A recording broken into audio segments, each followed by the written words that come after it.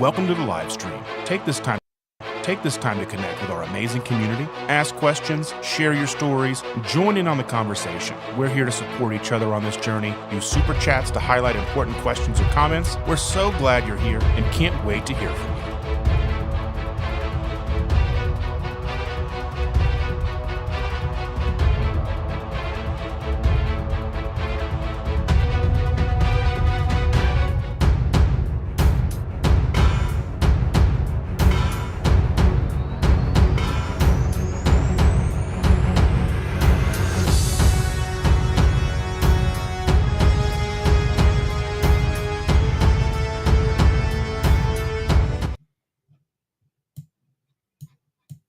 Good evening. Hello, folks. Hope everybody's doing great tonight, and happy May the 4th be with you. Got my Yoda here. There it is. Do or do not. There is no try. That's correct. That's something to live by right there. That is correct. Let's see. Mr. Dustin, looks like you're muted, my friend. That's what I get. I boomered it. All right, boomer down. I'm like, thanks for clicking on this video and talking and going on, and nothing's coming out. But anyway, welcome back to Keto Crusade. We know it's been a minute. No episode in April. We apologize for that. And we want to just let you know that we were busy. I mean, this is a very, we try to fit this in where we can. Life happens, but the mission remains. And we're back stronger than ever, and a topic that hits deep. Tonight, we're talking about something that affects millions, obesity. But we're flipping the script. Obesity isn't the disease, it's a symptom. And tonight, we're going to talk about what's really signaling, why your scale might be lying to you, why your healing journey is so much bigger than a number. So let's go. Yeah, I feel like, a lot of people, they think they're doing everything right. That's why I tell people, when you start out, throw the scale away for a little bit. Just, do what you need to do. You could be eating clean, you could be sleeping good, you could be, walking, and then the scale didn't reflect that. But, I always say, go by how you feel. If your clothes are looser, then it's working. Don't worry about the scale. There's a lot of things within your body that are happening that you don't even know about. Your body's a lot smarter than we are. Any of the three of us combined, your body is amazing, and there's things behind the scenes that you may not even know about. What's going on. So we're going to break that down and talk about what true healing, and in some forms it could be weight loss, some forms it's different things that happen within your body, but we're going to talk about that tonight a little bit.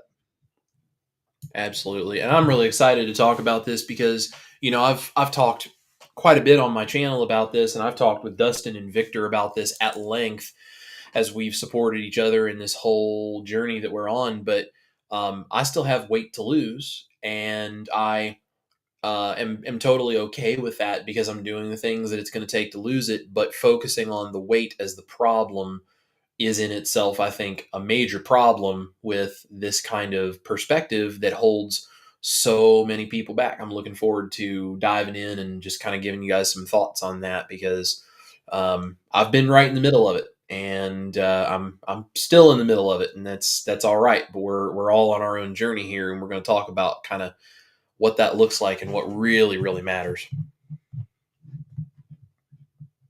And that's just one of those things. Like, I've been living this life for so long, not just the keto life, but also just this weight loss journey for decades. Nothing, trying to finally find something that helps me, that works, that is for the first time sustainable. So it's one of those things, like when you finally find something that truly clicks for you, you want to remove obstacles. And the scale can be an obstacle. Comparison to others can be a major obstacle. So we want to make sure that we're setting ourselves up for success. And that's where, Like what Victor said, put the scale away for a while. Don't worry about it. Just focus on getting yourself where you need to be in a rhythm that fits you. That can take a while. That can take months sometimes. I mean, and there's no harm in that. Figuring out what works for you. You don't know going into this, is loose keto going to work for me? Is it going to be strict keto? Do I need to go carnivore? Do I got to go lion for a while? These are all things that we've got to nail down individually, because there's no one size fits all plan for each and one of us. So I think that's why it's so important for us to get together, the three of us, with all of you, and break this down, because I think these things kind of get lost in translation along the way with so many different creators and so many different people in the chats, so many different stories. And it truly is, I think, probably one of the most beneficial episodes we'll do this year, I think. And there's so many, so many buzzwords that go on within keto. Somebody was asking today about hyper keto. So this is a new thing. And a lot of it is, it's redundant. A lot of it, it's sometimes, like I've called high pro. Some people would call it like protein, modified fasting, or protein sparing modified fasting, or, there's all kind of different buzzwords that can go on within, keto, or, the low carb, or, the full proper human diet spectrum. But at the end of the day, it's kind of all about you experimenting with yourself and what's going to work for you.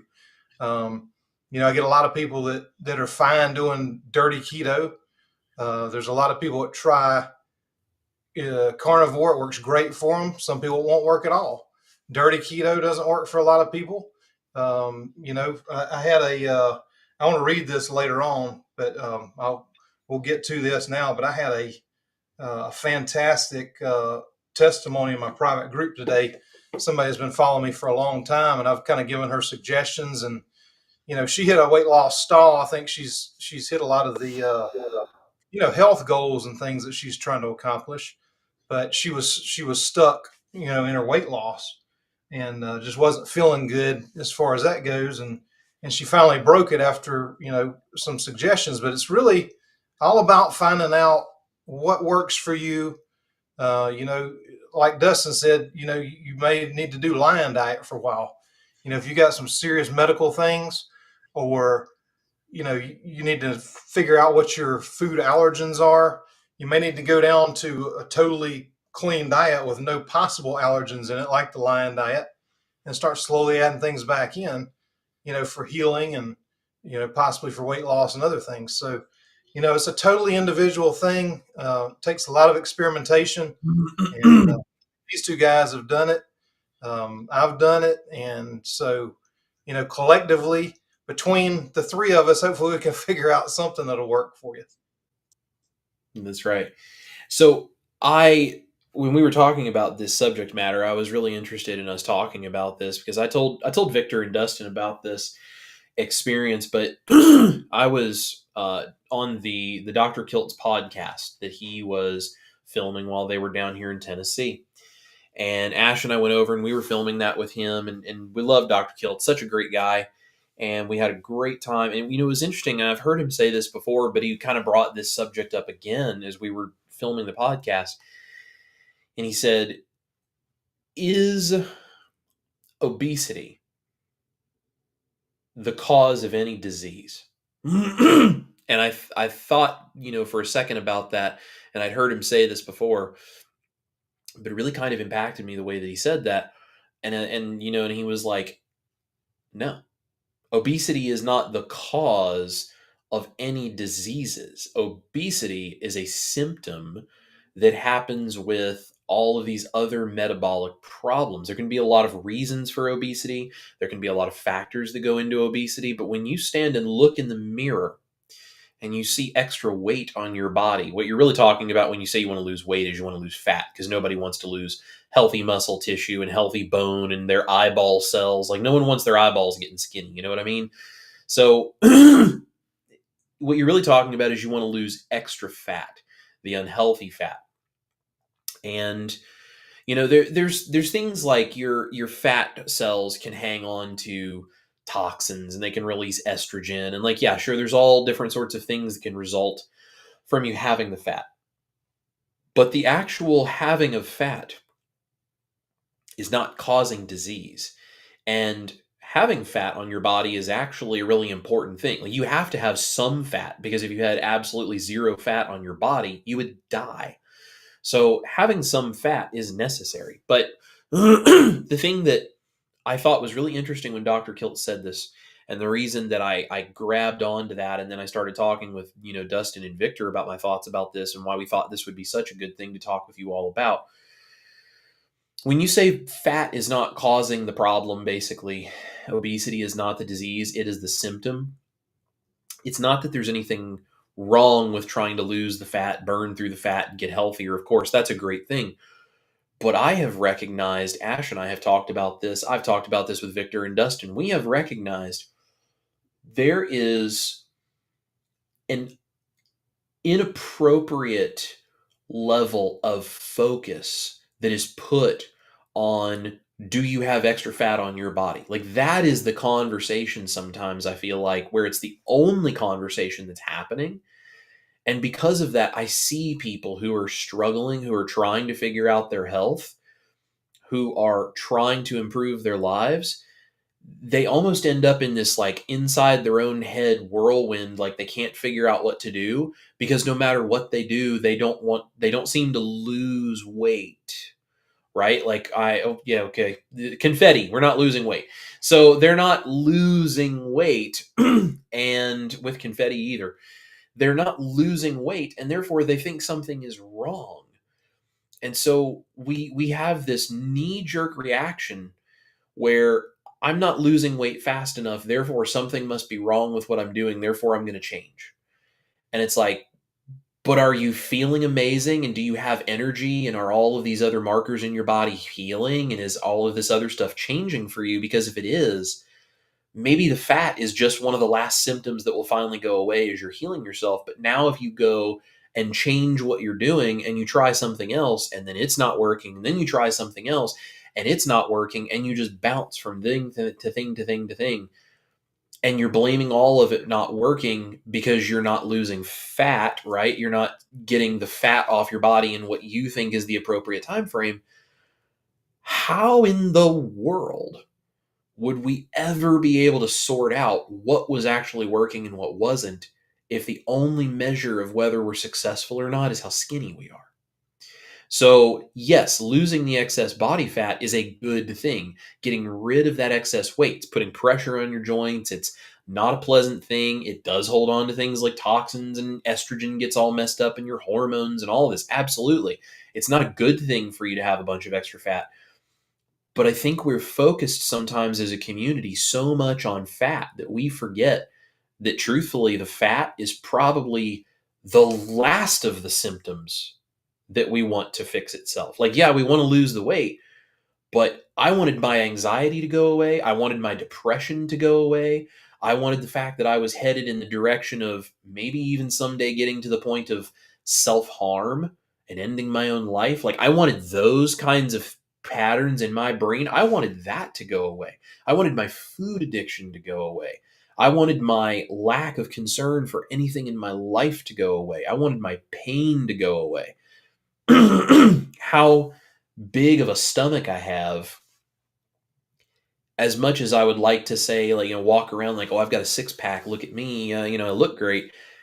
That has the tiniest little bit of impact in my life comparatively to all of these other things that I have healed and changed and reversed as a result of eating a proper human diet. And I think that losing fat is a good thing when we see it as the symptom of better health, rather than seeing it as a focus of, this is the only thing we care about. And I think Ash and I were having this conversation earlier today, and I said, I think what's really interesting is, as a community, and this is why we wanted to encourage you guys to realize that, yes, losing your extra fat is a good thing, but be careful of how you focus on that. And is that truly the most important thing or not? You need to think about this, because as a community, if all we do is lean into this idea of, we have to be skinny, we have to lose our fat, we have to force our body to do something, Well, honestly, we're starting to lean back in that direction of what big food and big pharma do, where they market how great you're going to look and how great everything is going to be if you just use their product, whether it's eating their food or using their medication or whatever the thing is, it's going to magically make everything work.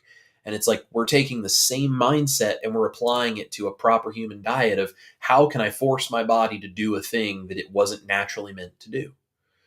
And when you take that thought process and you put it back into that, we as a community then start to live into the exact same thing that we're trying to get away from big pharma and big food, and saying that, the things that they're promoting are not the right things to promote because it's harming people. Well, as a community, if we're promoting do anything and everything and lose that fat at all cost, we're kind of doing the same thing. We may have a slightly different motivation for it, but we end up doing the same thing. So I just want to encourage everyone out there who's still on this journey, who is trying to lose their weight, who's trying to improve their health. When you look in the mirror and you see if you have extra fat that you still want to lose, well, first of all, join the club, me too. But instead of focusing on that and thinking like, I'm so fat, I'm so ugly, I'm so this, I'm so that, instead of running yourself down and thinking you are failing, stop and look at that and go, okay, there's the symptom of the fact that I still have more work to do. Now, how do I make myself healthier? How do I make myself feel better, have more energy, have healthier habits? And how do I learn to let my body be what it needs to be and let my body do what it's supposed to do naturally, and learn to love the process and realize that if the only thing I care about is having a flat, skinny stomach and then it's going to make that happen at all costs, that's just the societal pressure if you have to look a certain way to be worthwhile as a human being. That's no different than people that are airbrushing models that they're putting on magazines because a real human being can't possibly be good enough. We have to digitally enhance it to make them what the ideal person is supposed to be like. And none of us is supposed to live up to that because it's not real. So if we're going to do things in a way that's ancestrally appropriate, as the buzz term is, and if we're going to do all of this stuff that is supposed to be good for our health, then don't focus on the symptom of the disease. Focus on reversing the disease itself. Because what does big pharma do? They treat symptoms. That's what we all talk about in this community, is that we treat symptoms and we use medication to make ourselves feel better temporarily without having to actually change our life. Focusing on losing fat above and all other things and not seeing it as the symptom rather than the disease itself is to use the exact same mindset. So that really just landed with me really hard when Dr. Kilt said that. And I'd heard him say it before, but for some reason it just hit me a little deeper that time. And I really got thinking about that. So yes, try to get rid of that extra fat, do the things to change your life, change your body, change your health, do all of these positive things. But please, all of you out there, if you are like me, and you still have extra weight to lose, please don't look in the mirror and think because you have some extra fat on your body that you're just doing everything wrong and you're a failure and you have to force something to happen, or you need to inject yourself with stuff, or you need to go run 100 miles a day, or you need to harm yourself in an effort to try to force your body to do something that may not be ready to do yet. Just my 2 cents on the whole reason that we're even talking about this tonight. Yeah, and one of the most powerful things I've ever heard is Dr. Berg. I'm a big fan of Dr. Berg. He kind of does the same type of keto that I like, and he says that you don't lose weight to get healthy. You get healthy and then lose weight. That's probably the last. That's that for a lot of people. That's the last part. You got to do a lot of healing first, and then once that's done, then you can focus on the weight loss. But I mean, I can tell you, even within the community here, you know, and not naming names or anything, but I mean, there's just certain people within any community, no matter what diet you're looking at, they just don't look healthy. And they're running, they're like Chris, they're running, 30, 40 miles, I mean, just extreme things. And, are they healthy? Maybe not. Just because someone looks a certain way doesn't mean they're healthy. And just because somebody has a little extra fat doesn't mean they aren't healthy either. So, it can go both ways. The models in the magazine, they could be doing tons of drugs to get that way and die of a heart attack tomorrow, but they look good, right? Um, Whereas somebody that has some extra pounds, society may say, oh, well, they're not healthy. Well, you don't know that. Look at their blood work, look at their labs, and then tell me which way is better. It is kind of strange that there's two ways that society looks at things. And maybe there's obviously, if you're thin, you've got to be healthy. And then there's also the take that we see, and I don't know if it's necessarily kind of run its course, but then there's the healthy at any size.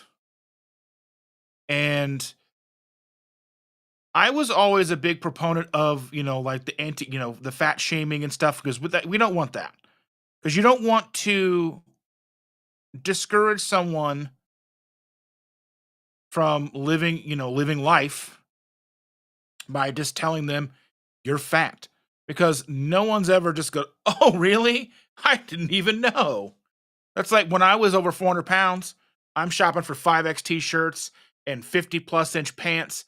I knew I was fat. Whether I really registered or not was a whole other thing. And you could have walked up to me any day of the week and go, dude, did you know you're fat?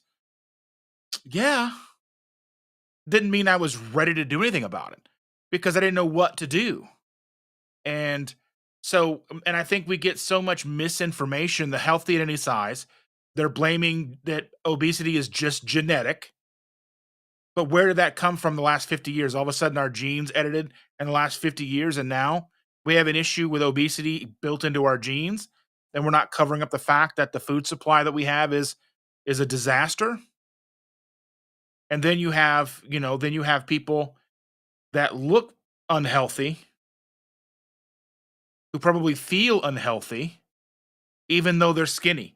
And I mean, I see, and I'm no expert, and I'm not trying to throw shade at anybody, but I see some people in our communities, like in some of the carnivore communities and such, and they don't necessarily look all that healthy. They're in great shape, but I don't necessarily know if they look healthy. And maybe they're running themselves ragged, and they're being pulled in too many directions, and they're doing too much. But you have to look at all the things. So that's the whole thing where you're talking about, I want to be healthy. That's gonna come from healing. That's gonna come from finding a clear path for yourself. And I know that's the problem. Expect in all facets of this community, everybody looks at your weight. Because I mean, there's been creators the entire time that I've been involved in this community from 2016 on. They weren't thin, and people are like, "Well, if you've been doing this so long, how come you're not skinny?" And here I am the same way. I'm not skinny. I'm a lot better off than when I started, but there's been some yo-yoing in there, you know? So I think it's so vital that we get together and we showcase these ideas and we lay a lot of these major misconceptions to rest, because we want to make sure that we want to make sure that we are putting people's health first and not just saying, well, you're not skinny, you're losing. Um, I want to address, I saw a couple of super chats, and let me look at that and bring up these things. There's a super chat here. Well, it looks like you got a new member, Chris. Rancid Pandemic just became a member. Excellent. Welcome, Rancid Pandemic. Glad to have you. And Adrian on my side, Adrian Gledhill, a fantastic person. She's amazing. She says, I promise GLP-1 is not what we thought it was. I actually address hormone signaling. Let's see. It actually addresses hormone signaling, is a game changer coupled with meat and weights. So like that's one thing that I think there's probably some misconceptions probably going both ways when it comes to GLP-1s. I'm not educated enough to really necessarily talk fully on about GLP-1s. I do know that there are some complications that we see, and I don't know if that's misdirection by if that's like what's the word I'm looking for, where they give the misdosing, if they're giving out too much, or if there's something going on with the person they're giving it to that they didn't know about. Because I know that Chandra being an ICU nurse, she's seen some of the complications firsthand, and so I know that it's helping some. Like my aunt is on it, and she's losing weight, but I don't know necessarily if she's losing fat or if she's losing body mass. And I know there is some evidence that there's a body mass reduction over fat loss. But like I said, I don't know enough to truly speak on it, but I am a skeptical person. And but I also know that someone like Adrian is going to hopefully put herself through the paces before taking something like this. So I would trust, and she says she also needs a good salmon burger recipe. Yes, I think I can help you on the salmon burger. I'll see what comes to mind, Adrian. On the GLP-1s, I'm kind of like Dustin in this, where I don't really feel like I'm um, educated enough or smart enough to, really go super in depth. My biggest concern with them, and I am more than happy to be proven wrong, that I have any reason to be skeptical or anything. And if there is information that comes out and it really helps the community and it helps people that need it, I'm great with that. My biggest my biggest concern with the GLP-1 thing, because, and again, I don't have enough information to feel exactly one way or the other, but my biggest immediate concern is that anytime there is a large corporation that stands to make a lot of money by telling you something is good for you, I immediately have just a knee jerk reaction now where I start to not trust that that's true. And that's not necessarily fair. Maybe GLP-1s are great. And maybe that's me making them pay for the sins of the exes, as it were, right? Like we pay for the sins of the past of other people in a relationship. Maybe this is the same thing. I don't know. Maybe I'm making GLP-1s pay for all of the other pharmaceutical things that have harmed people in the past. I'm not sure. I am withholding any kind of a judgment one way or the other on it until there's more information. But I think for me personally, my biggest uh, hesitation with anything like that is that somebody out there is able to make a lot of money, and that immediately, it's human nature that immediately starts making me questioning, um, is there something we're not being told? Has this truly been studied this way? Because 500 years ago, people didn't have GLP-1s to stay healthy, and so how did they do it? So that's just my initial reaction to it. I don't know enough to say that I think they are for sure bad. Um, I just tend to look at anything that comes from a pharmaceutical company as questionable at best, but that's just because of the experience that I've had up to this point. And I am happy to be proven wrong and potentially have it be something that really helps a lot of people if that's the case. I just have to see that information before I would probably really trust it, because of just everything that we've been through with pharmaceutical companies making billions of dollars off of people suffering and dying as a result. Well, I have done a lot of research on GLP-1s. Your body naturally makes GLP-1s. And I've got a long history with one of the things that can naturally stimulate your GLP-1s. I've actually got a video coming out on Tuesday about that very thing. The biggest, and I think GLP-1s have their place, or GLP-1 agonist drugs basically is what it is, because your body naturally makes that. But the biggest problem is, and I've seen this over years and years of personal training background, holistic health practitioner background, all that. I mean, there's always a drug that comes out that people take and lose weight. If you don't go to the root of the root of the problem is not that your body's deficient in GLP-1.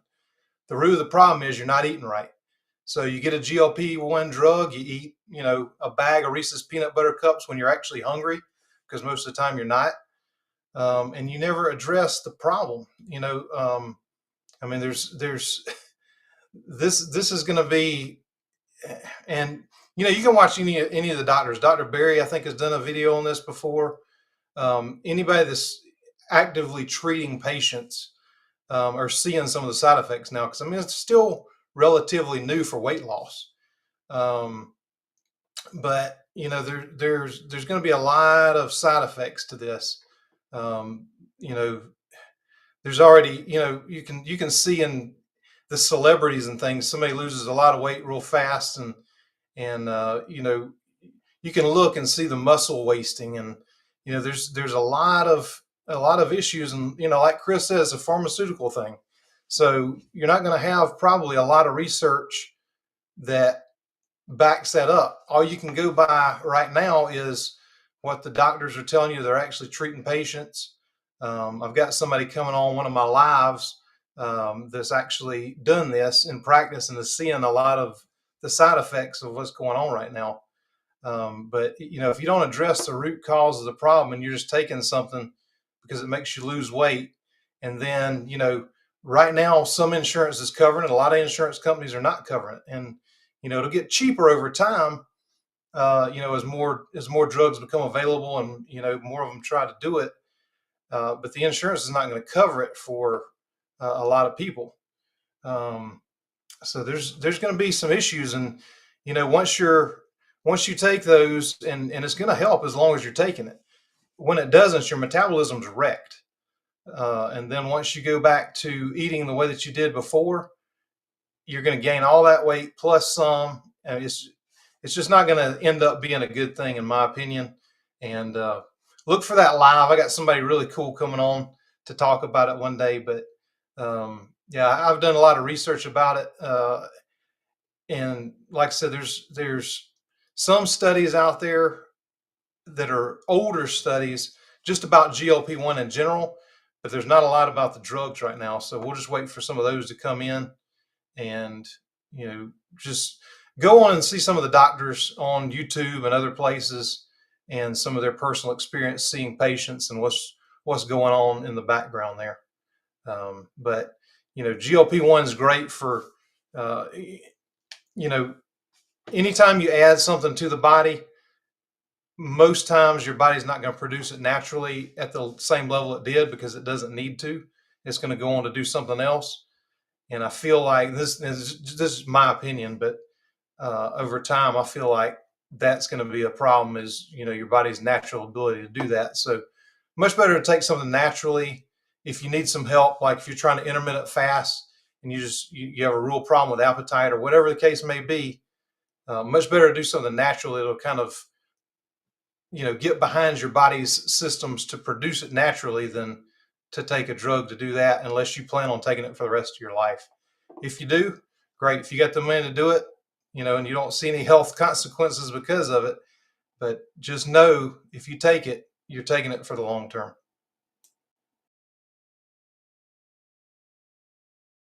Yeah, I just want to touch on this comment here. It says Dr. Boz, and I think that, and I want to say maybe Adrian's working with Dr. Boz as well, but Dr. Boz has some interesting comments on the GLP-1, when GLP-1s are useful. She promotes keto and mostly focuses on food instead of drugs, but she thinks there are situations where it has a place. And I think, and I agree with that. I think there's a lot of things that we come across that do have a place when all else fails. I think there's a lot, there's people who are going to try with keto and carnivore, and they're just going to struggle and struggle. They're not going to get to a place where they're comfortable, and they're struggling, and a doctor's going to prescribe them this, and that may jumpstart things. So I can't necessarily ever say that this is a complete negative, but I think we have to look at, and I don't understand it, but I think that I know they're doing it a high level dose, or high dose, and maybe that's an issue. I don't know, but it's definitely something that I think we're going to find out more as time goes on. Um, Gentlemen, do we want to go ahead and address some of the people in the chat? Just kind of say hello to some of our friends. Yeah, and I do want to say, I don't think it's a total negative either. I think there's definitely places for it. I mean, somebody that's morbidly obese and can't. I mean, there's definitely situations where I think that it's useful. It's just not. It's not what you want to take to get skinny for a vacation. You know what I'm saying? The sort of analogy that came to my mind as Victor was saying that, and as we were looking at that Dr. Boz thing, I do think there probably are situations where it works and where it's very helpful and maybe really beneficial to some people. I think the danger, and this is as a community, this is why we all need to work together to try to understand this so that we can put the best information out there. There are situations where an amputation is also recommended. And that doesn't mean that everyone should be rushing out to go get an amputation because that's going to just be the greatest thing that changes your life. It's like there may be circumstances where certain things are really helpful, and then that same thing can be harmful to somebody else because it's not maybe the best thing because it was maybe for a more extreme case. So I'm not saying that that's what a GLP-1 is. I'm just saying we have to approach any of this kind of stuff, I think, with common sense and realize that just because there are certain circumstances where it's good does not mean it can necessarily be good in all circumstances. And we need to do a lot of research and just be cautious before we go diving into, again, paying for something pharmaceutical because history repeats itself, and we've seen that happen again and again and again and again, and the lawsuits come, and then it just turns into a big thing. So I don't want anyone out there, whether they decide to use GLP-1s or not, I don't want anyone out there to just go make blind decisions because you saw some crazy guy on the internet said it was great. We just all have to be smart and make good decisions about this. And I just try to avoid that stuff for my own self unless there's just no other option, just personally.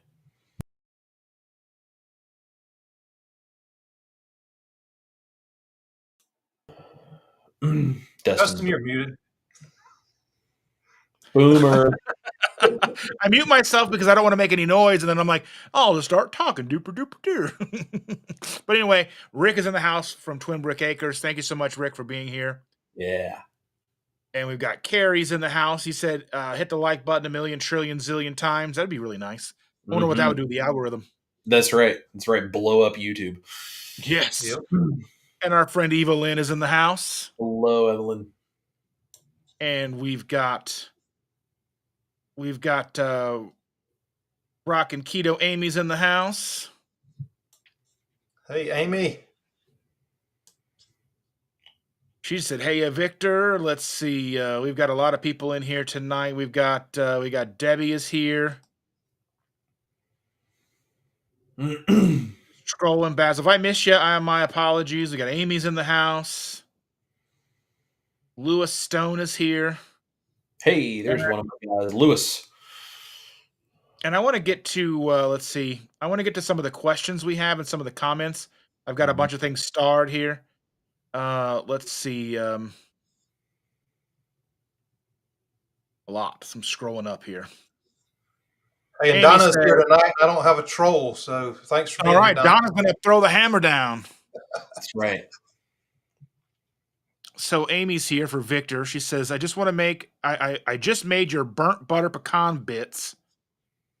Holy moly, they smell wonderful. I can't wait for them to cook. I licked the spoon and my knees went weak.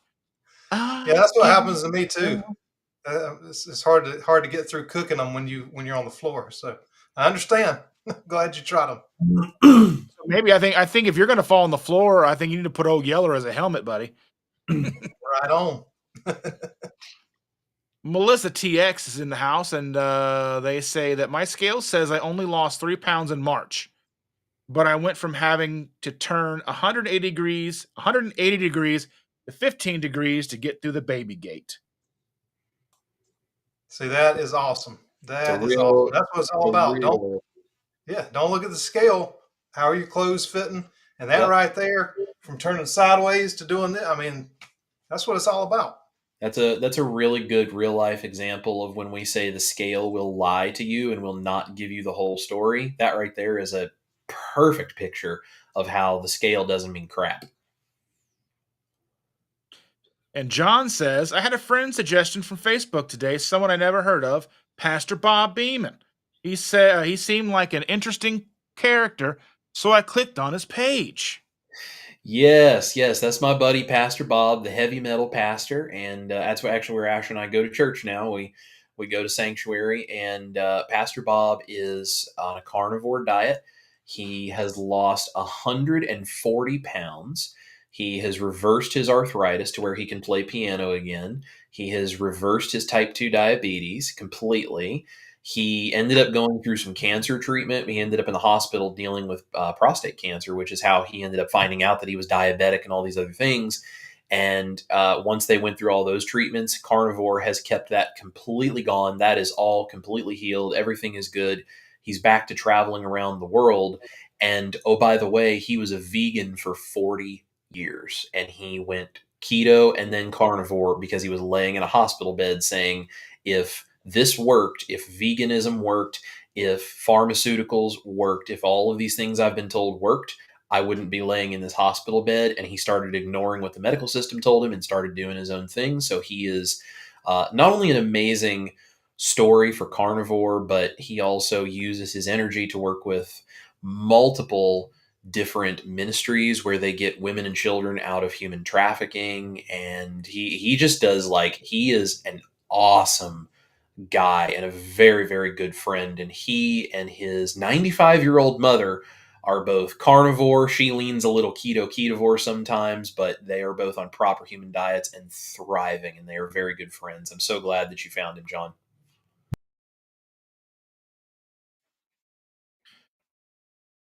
Jennifer Lucas says, while I struggle on the weight issue, I've cut my CAC score by 33% and am reversing osteopenia as evidenced by medical tests.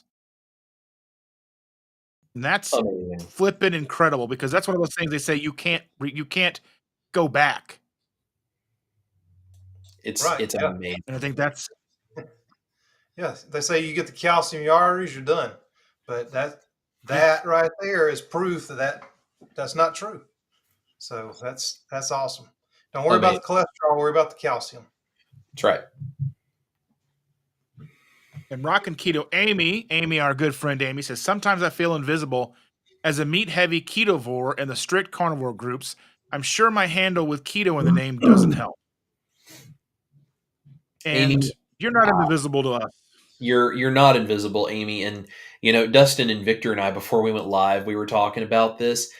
I get so much backlash from the strict carnivore guys. And listen, if you're strict carnivore and that works for you and you're happy that way, I think it's amazing. I applaud you for doing it, and I think that's awesome.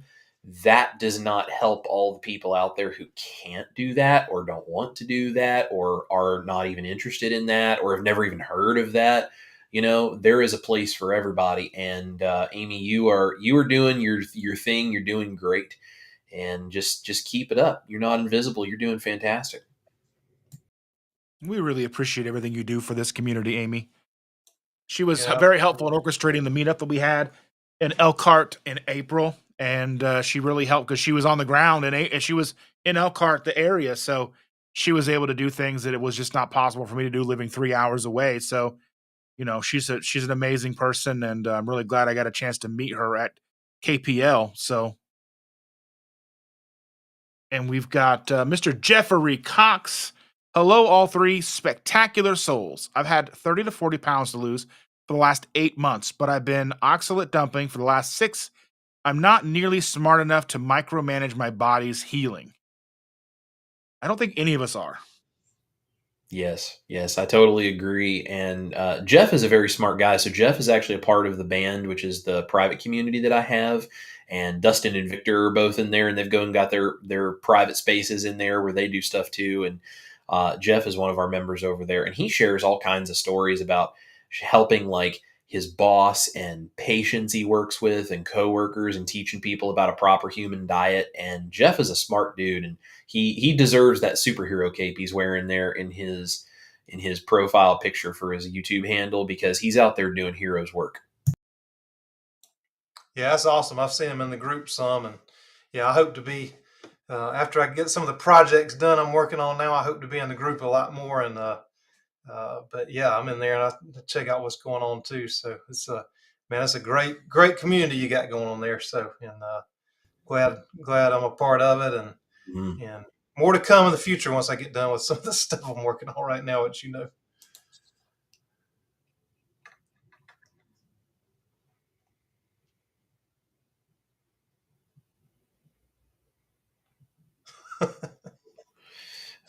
Dustin's muting himself again.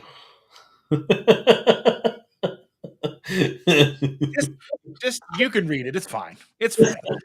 Question. I am horrible at grilling. I have a brisket on the Barbie right now, trying to keep the temp around 225. It's been almost 10 hours and is far from done. What am I doing wrong? So, this is a really interesting question. So, the first thing that I would ask is, are you using an internal thermometer, like an internal temp thermometer? Because if you don't have a temperature probe in the middle of the brisket, it is hard to cook brisket well without a temperature probe. Okay, now I'm not saying there aren't barbecue masters that do it; they absolutely can. But brisket's a tough meat to work with because as you're finding out, it's very hard. And honestly, 10 hours is not necessarily that long for a brisket if you're cooking it really super low and slow. So if it's really far from done, then my guess is something is going on that you're not getting the heat to penetrate the meat properly. Something that you can try to do is if you smoked brisket for a while and you've gotten the smoky flavor on the outside, and it's like the temperature is stalled out. If you do have a temperature probe and it stalls and you're not able to get the internal temperature to come up again, wrap it in parchment paper or like butcher paper, and then wrap that in aluminum foil, tent it that way. That will help retain some of that heat and it will help you get past that sort of plateau that happens in temperature on meat when you're cooking and smoking. I mean, you're doing it right. You're keeping it down low. You're doing it low and slow, but it takes a long time. And you also need to know which part of the brisket you're temping. So the big fat part, that's called the point. There's two parts of a brisket. There's the point, which is the big rounded butt sort of end, and then there's the flat piece that sticks out in front, which is interestingly enough called the flat. The point is the one you want to temp because the flat will get cooked, but the point will still not be cooked all the way, and it's tough, and the fat's not rendered, and the collagen isn't broken down. So you want to temp the point.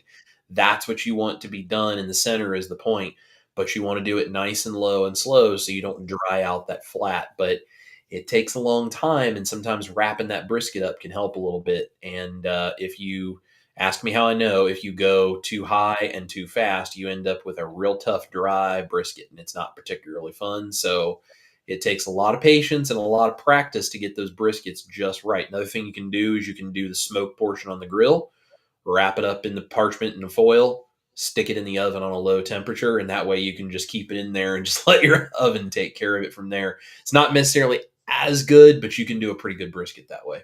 That's my thoughts. What do you think about brisket, Victor?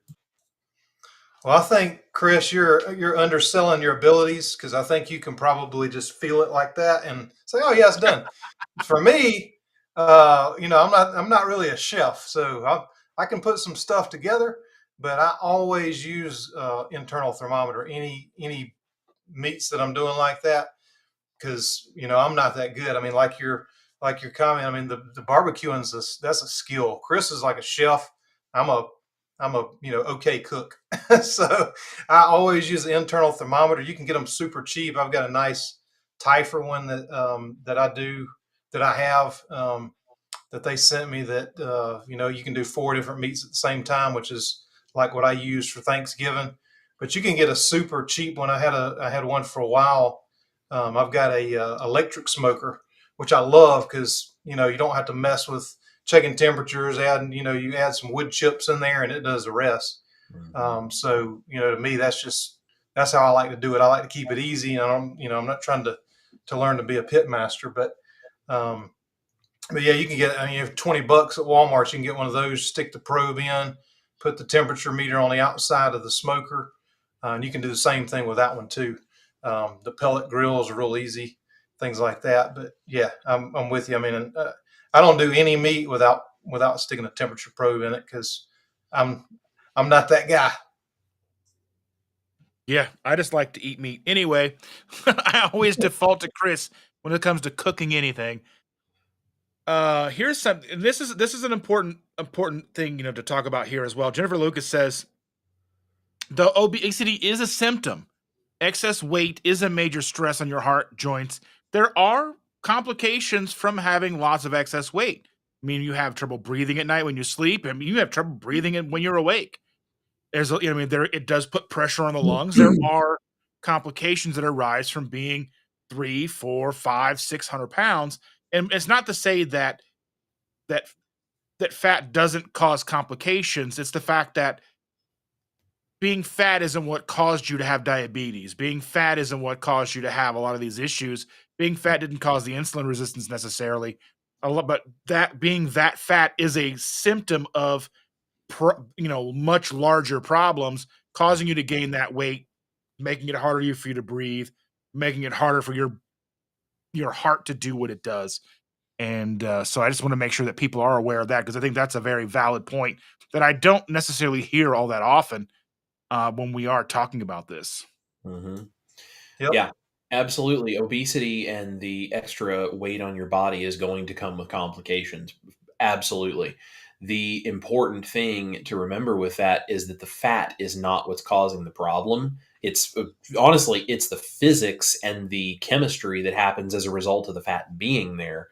But the fat is not the cause of your disease. The metabolic issues are the cause of your disease, and the fat is one of the symptoms of that metabolic issue. And then that fat comes with other complications like the pain and the stress for your heart and all of those things, which is then made even worse by the other damage that metabolic disease, which is what causes the fat. That metabolic disease is further complicating those other issues too. Yeah, and it's like, I started keto this time because of blood pressure. I mean, that was the thing that I wanted to address. And as a result of that, I lost weight too. But I noticed when I was coming down the stairs in the morning, like I would hold onto the handrails because my knees ached, my ankles ached, my joints just ached in general. And once that was gone, I mean, the inflammation was gone, but the weight loss did help that a little bit too. Um, but yeah, it is, and there's the fat within, like your liver, the fat around your organs, that's the really dangerous stuff that you want to get rid of, which is, incidentally, that's the first thing that goes when you do, a keto diet. You start losing the fatty liver, pancreas, those things go away first. So, there's you can get really deep into that. So I'll just leave it right there. Victor, are you saying that your body is smart enough to know which is the most important bits of fat that it needs to get rid of first for your health, and that it knows what order and in what timing to heal itself if you just stop poisoning it? I am saying that, and that's absolutely how it works. That's why the Crazy. first thing to go is the cleaning your liver out so that your liver can do what it needs to do to help the rest of your body. And Donna says, obesity feels like one of the most common discriminations in the world. It is socially acceptable and very socially the norm. I mean, you'll see that, like you see somebody walking by, even me, and I'm guilty of this. I'll see somebody who's huge and they're in a cart, they're in one of those like those scooters, and I see what they've got, and it's not so much out of like not trying to shame them in my mind, but I'm like, I kind of look at that and I'm like, how can I help them? Is there a way that is there something that I can do right now that can help them? And most of the time it's no, because they don't know me.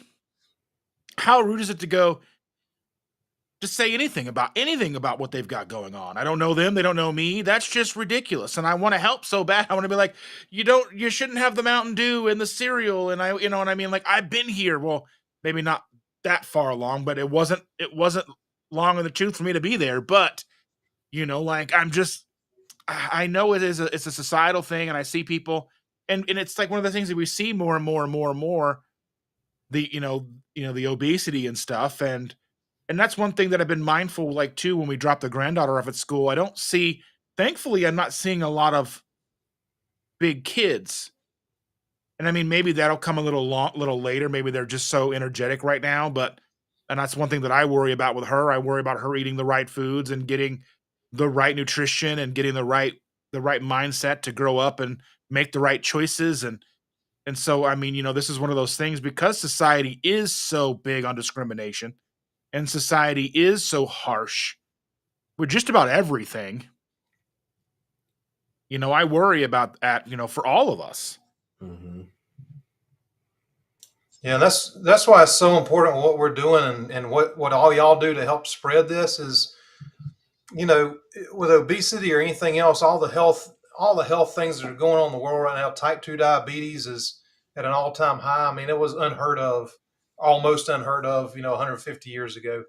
Um, but until somebody decides for themselves that they want to take steps to improve the quality of their life, the health conditions they might have, even as simple as weight, no matter what you say to them is not going to help until they decide for themselves to do it. And just having the information out there like it is now, I mean, it's a powerful thing. And, I really appreciate, all of y'all helping to spread this message. And it's, like Donna said, it is socially acceptable. But, when you wake up in the morning and you feel a certain way and you need to change it, we're just trying to get the information out there to help you. And there's so many people a whole lot better than me that are doing that too. And but we're just all trying to do our part. And when somebody's ready to change, hopefully we can help them. Absolutely. And I think that, this is what Victor and Dustin and I are really championing as we do this kind of stuff. This is why I said to both of these guys, like, hey, what do you think about us doing this whole thing? It was why this idea came about in the first place. There are so many people that need help and information, and they needed to come from someone who's not going to look at them and beat them up for being overweight and beat them up for not being good enough at this and being sick and all these kinds of things. Because there are times where people who are really struggling, it is very socially acceptable to kick them while they're down. And that's a real thing that is happening in the world around us. And I mean, ask Dustin and I especially how we know, but I'm sure even Victor in his own ways has struggled with this. But like when you get to be 400 pounds, you don't think people look at you like you're just worthless, like you're a lazy, good for nothing, like just sit around all day. Like there are so many stigmas and stereotypes that come along with that. And it's like everyone has a story and everyone has different reasons that they're struggling. We don't know about all the different things that each person is struggling with. And so when I talked with Victor and Dustin about like, hey, we should do this whole thing, part of this is like, we're not here to beat people up. We're not here to judge. We're here to talk about all of the different perspectives on the overarching core concept, which is this low carb, proper human diet approach can save billions of people. Because if we just give them information and we work with each other to all figure out how we make this work and how we sustain this kind of a lifestyle, we can not only help ourselves, but we can go out and help so many other people. And we can show people like, you don't have to be perfect. You don't have to feel like you're worthless. You have a place where you are welcome and you have people that are here to support you because we care about you and your well-being. And it doesn't matter if you're keto, if you're carnivore, if you're paleo, if you're low carb. I don't care about the labels. I think the labels are so stupid. And it's just a way that people want to divide it themselves so that they can all look down on someone else for doing it wrong. And it's it's this thing that it's like a cancer. It just becomes a sickness where everyone has to divide themselves up into little groups so we can all argue over who's got it all right. And it's like, in the meantime, we all look like a bunch of whack jobs who have all divided ourselves into various camps, and the rest of the world suffers and dies because we can't get it together. So that's why when Victor and Dustin and I started this, it's like, we're not here to judge people for how clean they do things, how hardcore carnivore they can go, how much salad they do or don't eat, what their belief is on fermented foods, like all of these different things that are argument points. That's not the bottom line. That is not why we're here. That is not the thing we focus on. What we focus on is people need help, and we are here to help people, and we are here to get the word out. And all of you who are watching, you are part of our communities. If you're not, if you're brand new and you don't know, have a clue who the three of us are, please let us know in the chat. Say hello so we can tell you guys about it, and hit the thumbs up and subscribe to our channel so we can have you guys be a part of our great big happy family here. But if you guys watch our channels, we are doing this trying to help people. And when you watch our channels, you share our videos, you subscribe, you give the links to your friends, you tell people about us, you tune in and comment to help the algorithm, all these things, you guys are working right alongside of us to get this message out there to help people. And this is not a joke. This is saving people's lives. If and Ash and I just watched yesterday, we just watched that documentary, The Magic Pill, and there's a number of amazing stories in that documentary, but one in particular, there is a little girl who is autistic and is nonverbal and eats just a trash diet, and her parents don't know, and so they go on what is essentially a high fat keto diet. And it's very difficult for that little girl at the beginning because of her autism and her food issues and all this kind of stuff. She struggles with textures. She struggles with safe foods and flavors and things that, a person who's neurotypical may not understand. But that right there, it's like, how would you look at someone like that and say, well, you're not doing keto right. You're not doing carnivore. You're not strong enough at this. You're not clean enough at that. You're this, you're that. Why would you beat someone like that up for not doing it correct or not doing it right? Like, that's ridiculous. And that's the level of illogical that argument has gotten to. And that's why it is so important all of us as a community stand here, because there are people out there just like that little girl whose parents don't know, who need this information. They need to be able to help themselves. They need to be able to help their kids, their families, their friends. They need to save people. And just like that little girl at the end of that documentary, where she's actually starting to learn to say some words, and she is calm and her brain function has improved and she is living a better life as someone who is an autistic child, just like her, there are millions and millions of people who need help for all various things that keto, carnivore, anything in between, doesn't matter, can help. And if you guys watching are part of this community with us, and if you help us, we can reach more and more and more people just like that little girl and give them a better life, because we can get that information out there. So instead of us all arguing, we want to be here so we can help each other, so we can support each other. And even if we all have slightly different approaches and tweaks, we can talk about all that all day long, and that's great. But at the end of the day, we stick together and we work together to get this information out there to try to save people like the autistic little girl, or her parents, or her grandparents, or any of the other people around the world that need this help. That's a very powerful documentary. I watched it a couple years ago, and I remember seeing that very scene. And I would like to see, and I don't know if there is any follow up, if there's any like YouTube follow up with the girl and the parents. I need to look into that a little bit more. If anybody knows anything about that, put that in the chat, and we can talk about it later. Um, Amada has a comment. Amada says, "I used to have so much shame about being obese my entire life. Thanks to lots of carnivore YouTube lives and the carnivore cures constant reiteration, I realized that it wasn't me that's broken." Absolutely. I think that pretty much just says it all. It's not you that's broken. It's the knowledge you were given. It's the situation you were set up in. It's the things that were provided to you. Those are what's broken. Now, all we got to do is just go fix those things and then get you back to being healthy and happy. That's all we got to do. Yeah, that's not your fault. I mean, you got billions and billions of dollars in advertising stacked against you. I mean, the other things that don't. I mean, the whole food pyramid that we were all taught that's upside down. I mean, there's so many things that we've all grown up with that we tried to follow that just didn't work, and now the information's out there, and we're trying to spread it and help as many people as possible. That's what it's all about. So yeah, it's not you at all. It's the system. And speaking of the system, it's such an uphill battle the more I think about it. Because I sent you guys a thing the other day that I started listening to that episode of Joe Rogan with Jillian Michaels, and I was kind of anticipating disagreeing with her on a lot of things, and I'm not. And I don't know what bizarro world we're in, but I know because she's been very anti keto, anti low carb for a very long time, and they haven't necessarily got to that side of the conversation yet.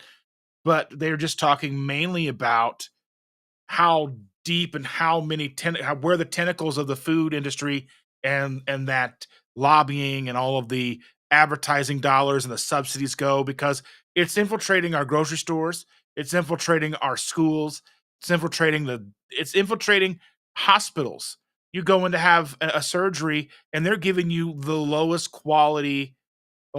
possible quality food that they can, and they're calling it healthy. And there's another thing, that I've talked to the boys about here. I've got a video in the works about uh, baby formula, because when our granddaughter was born 6 years, well, almost 7 years ago now, there was complications, and mom wasn't able to really breastfeed the way that she wanted to, so we had to go looking for an adequate formula, and it's impossible. Even now, almost 7 years later, I'm looking again, and so I'm putting this video together because even the expensive bougie brands, the expensive not bought on the store shelves, you have to order it, are just as bad, even though the marketing is different. Some of them may not use seed oil, some of them may use coconut oil, olive oil, or whatever, but none of them are using enough of the right fats. They're not truly mimicking breast milk, and they're starting with the lowest quality, the lowest common denominator ingredients. And so we have to think about this from the perspective of, we are behind the curve from birth. If you aren't fortunate enough to have a mother who's physically able to breastfeed you, and I'm not, and in this video and this take on this is nothing to do with whether or not mothers can or don't wish to, or whatever it is about breastfeeding. It's all comes down to, why is the formula so bad? Why are we paying such a high dollar amount for some of the shittiest ingredients that we can put it? Maltodextrin, there's canola oil, and I don't care if it's organic canola oil. I don't care. Then it's high fructose corn syrup and low fat milk, and the fat ratios are off. The saturated fats are, you know, 25 or less percent of what they should be.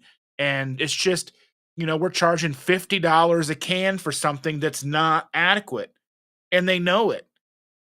And there's a long history with that goes even deeper that I'll touch on in the video. But, you know, so if we're putting our kids at a disadvantage from birth, and then they're going into school, and your kids are eating school lunches, or you have to go to the hospital and you're eating hospital food, or you're just being taught whatever, and you're just buying from the center aisle of the grocery store by no malice of your own or whatever. You're just doing what you've been taught for all these years.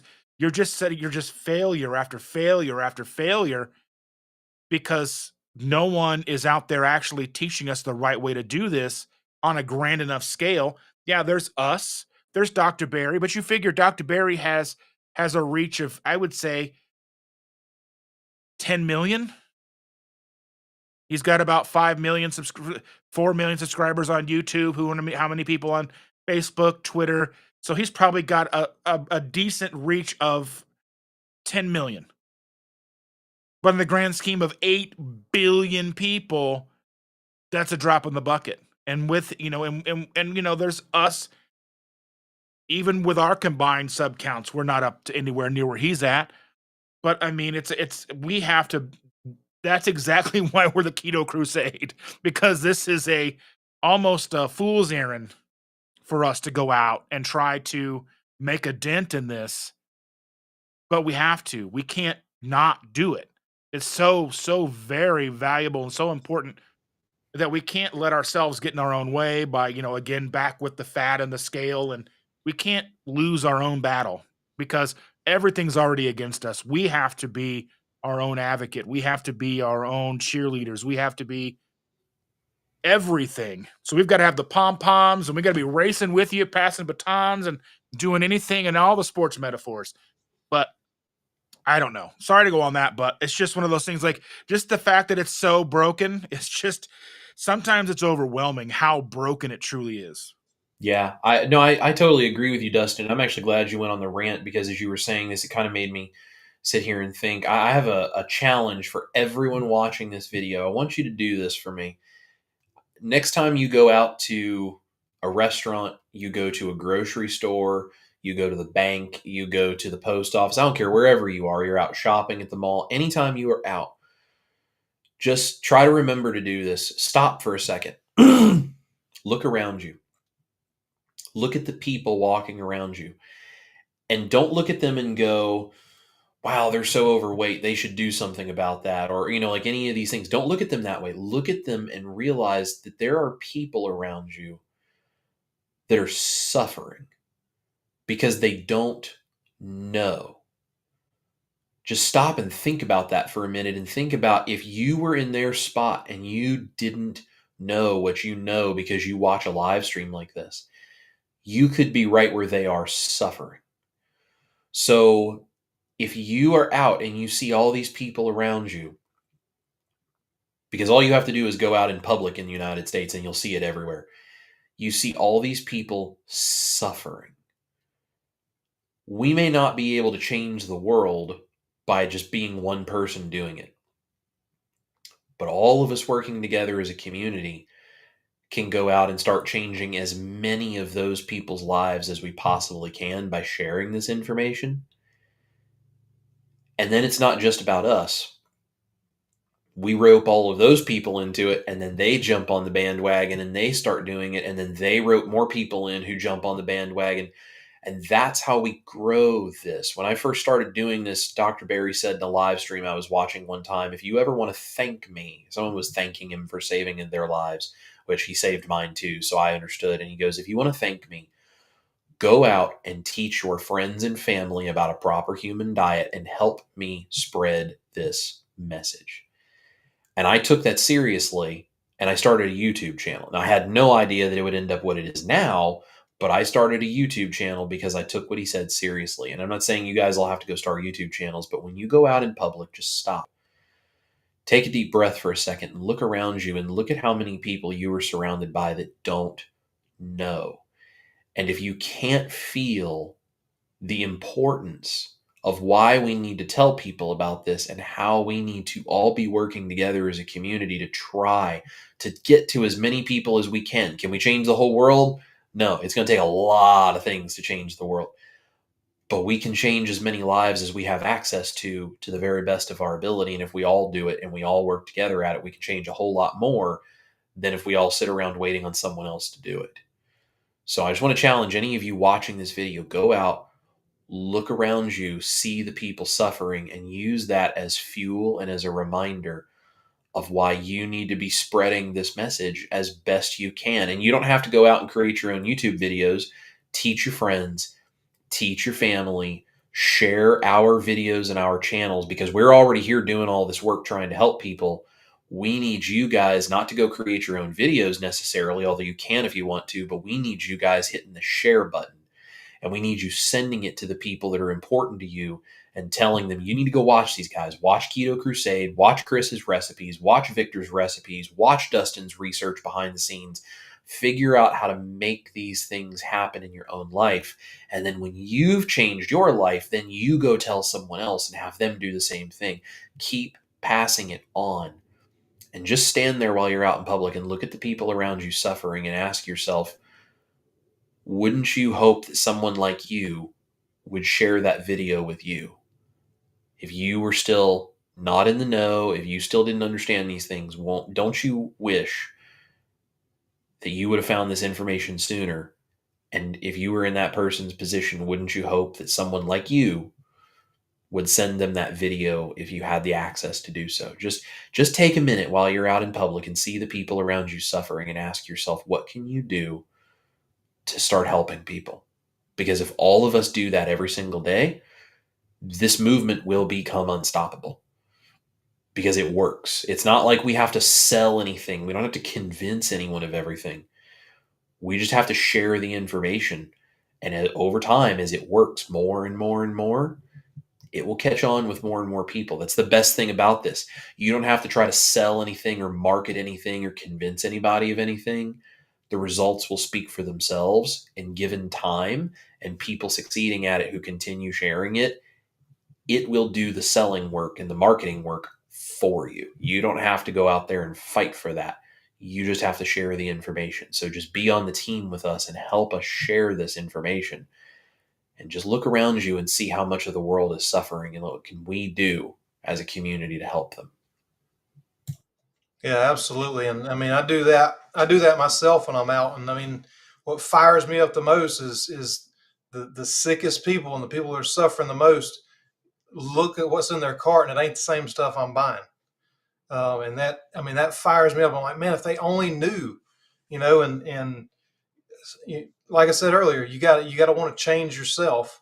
But Dustin, I'm so excited you're doing that video. I mean, there's so many studies that show that what the way you start your life determines what happens later in life, and whether it's the microbiome passed on to you from your parents, or the type of formula that you're having, everything. I mean, it's so important to start the kids off right. And you're right. I mean, there's just such junk there, but it's because there can be. I mean, what other choice do you have? Um, they're gonna put the cheapest ingredients in that they can possibly put in and sell it for the highest price they possibly can, so they can make the most money. And it's not about the health. It's it's like you've always heard cereal, or breakfast is the most important meal of the day. Well, it is to the companies making the breakfast cereal. It's not it's not for you. I mean, it's all about the profits. And once people find out this kind of information, and voting with your dollars, and if there's these junky formulas out there and there's a better option, we need to share that and let people know there's a better option. I haven't looked at formula in many years. It's been a while, but I know it's gotten worse and worse and worse. And that's the way the kids come up and what they're being fed is going to determine what happens later in their life. So I'm glad you're doing that video. I'm excited for that one because, um, like I said, I haven't looked at it in a long time, but I know it's junk. It was junk. When my son's 18 now, when he was when he was young, it was junk then. So I can only imagine it's worse now. Because I mean, not even is it just the ingredients, but it's also the social pressure and the marketing that goes into making mothers think they need to use it.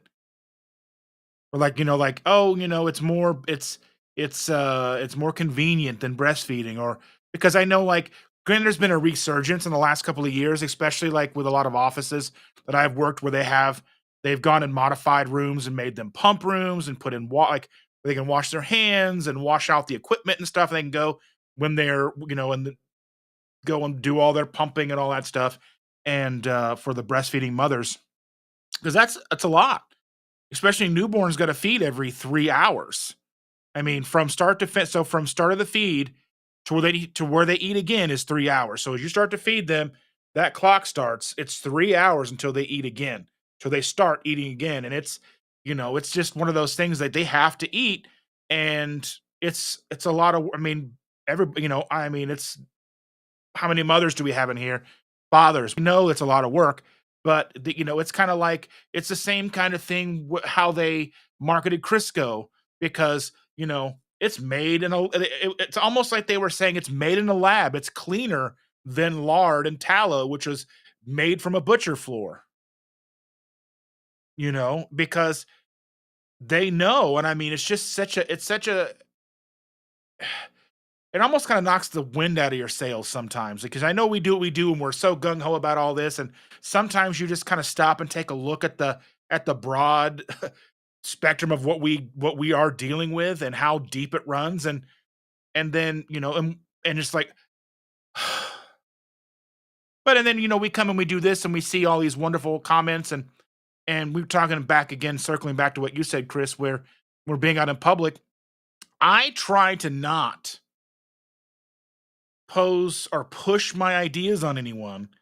But if somebody asks the right questions, I don't turn down an opportunity.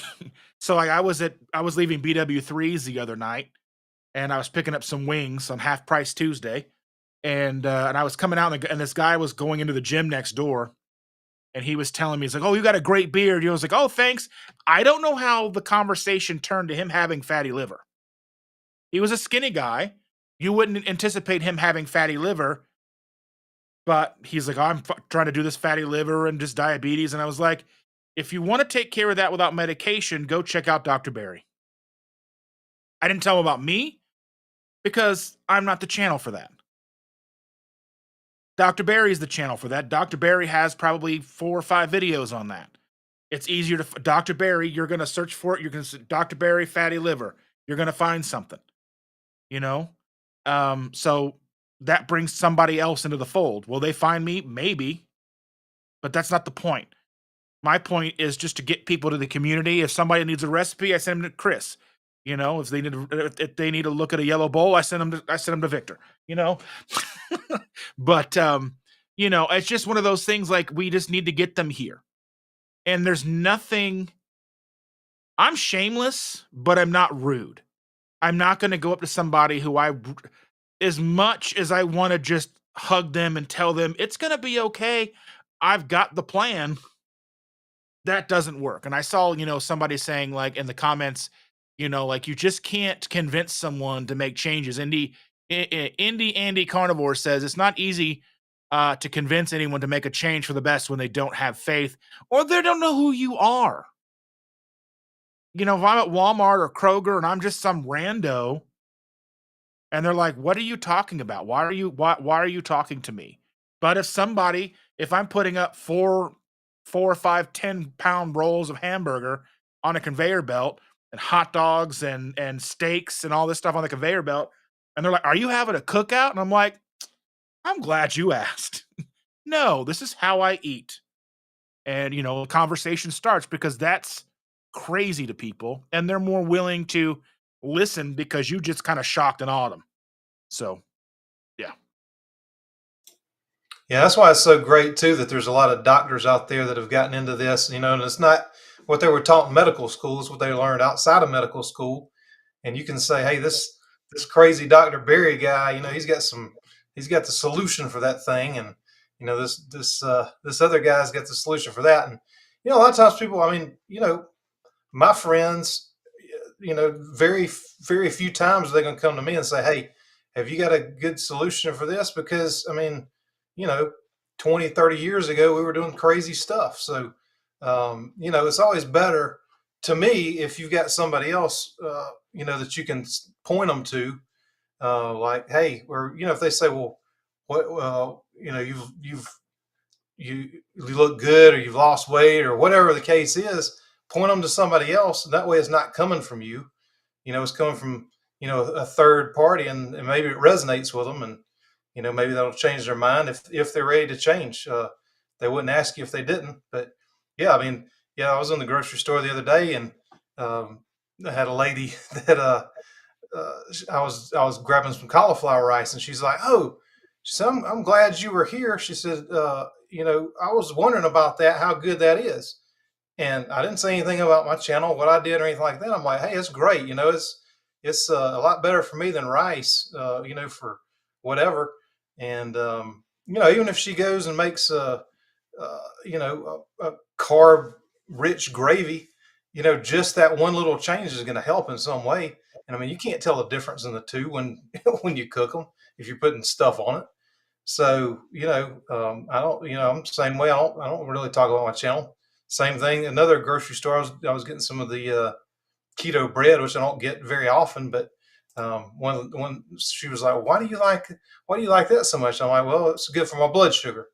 And I didn't mention anything, just little things. But I mean, the little things like that add up over time. And you know, I could have said, "Hey, I got a YouTube channel. You go check it out." But I think that was more effective than, you know, than what that is. And I could have pointed her to Dr. Berry or whatever. But uh, anyway, yeah, it's wild how conversations start over little things, and you know, you could change somebody's life just by one little comment you make. So it's pretty cool. And I Sean's think got a good point here.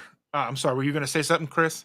I was just going to say, I think one of the best things you can do is just be unapologetically keto, carnivore, whatever it is you do. I mean, I'm a carnivore guy, Victor's keto, Dustin's keto. We just unapologetically do what it is. And when people see you being different, and especially people that know you, see you getting results in your life, they start asking you questions. People that want to know are going to ask. And Sean's got a good point. So he says one thing that Coach Bronson Dant preaches is that you have to give what you're trying time to work. If you keep changing things too fast, your body never gets a chance to get used to it. And I've seen this a lot with social media. I'll see this with somebody who comes in, they make a video. I'm doing carnivore, or I'm doing triple B and E, and they do it for a week. And I'm not seeing results. So I'm going to go and I'm going to do a sardine fast now, or I'm going to do the egg fast now, or I'm going to do, and I mean, and it's not really any fault of the creator if they're legitimately trying these things for the better, unless they're trying to make videos just for views. And you have that from time to time. But I think where I see people who are so desperate for to see changes in themselves because they're unhappy, they're miserable, they're just in a place that they just need help and hope. And so they see something new and they just jump on it, but then they never really give it a chance to truly take hold to see if it benefits them or not. And then they're off to the next thing and the next thing and the next thing. And then, then they're, well, keto didn't work for me. So I'm going back to Weight Watchers, or that didn't work. So I'm just going to say, I'm going to go and do whatever. And I think we really need, slow down. You didn't put on 400 pounds in 6 months.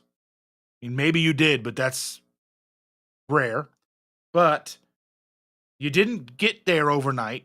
You're not going to fix it overnight. And if you are losing a pound a week, a pound a month, you're going in the right direction. See it through. Yeah, I totally agree. And that kind of goes back to that thing, I was saying at the beginning of this live stream where I was talking about we get so focused on, I need to lose fat. I need to lose fat. I need to lose fat. I need to lose fat. So we bounce from one thing to another, to another, to another, and we never see the result that we're looking for. And it's like, are you giving your body truly time to heal? Are you paying attention to the other markers that are perhaps far more important than how much excess fat you're holding on to right now? Because if you try something and all of these great things happen inside your body, but you don't know because the only thing you're focused on is the fact that you're not losing the fat on your body as fast as you think you should be losing it.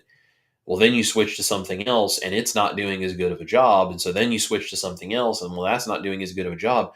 How would you ever know that that first thing you tried was actually healing your body and would have then led to that weight loss given time if you bounce from one thing to another, to another, to another, and you don't pay attention to the actual underlying markers of the metabolic disease that has caused that fat in the first place. So I think it's really important to be patient. And Dr. Barry talks about that all the time. He says, have vitamin P, take a daily dose of vitamin P.